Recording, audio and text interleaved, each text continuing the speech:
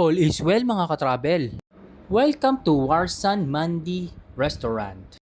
24 hours daily open ang Warsan Mandi Restaurant. Starting from 15 dirhams ang kanilang meal. Habang hinihintay namin ang aming order, binigyan nila kami ng lentil soup at ang kanilang special tomato sauce. May yogurt, may onion, spinach at lemon. At habang hinintay namin ang aming order na kapsa, inumpisahan na namin ang soup.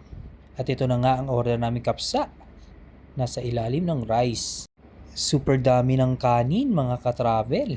At ito na yung chicken na nakamix sa rice. Mga katravel, nakakailang balik na rin kami dito actually sa Warsan Mandi Restaurant. Paborito namin talaga ang kanilang kabsa mga katravel. At yan, inumpisa na namin katravel ang pagkain. At talaga nga namang napakasarap ng kanilang kabsa mga katravel. Sabayan pa natin ang kanilang yogurt at ang tomato sauce na special.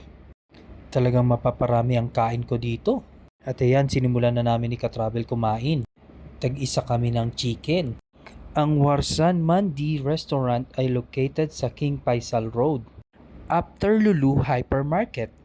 Sa mga gustong umorder, nasa video namin ang contact details nila. I-post nyo na lang para makita nyo ang kanilang contact info.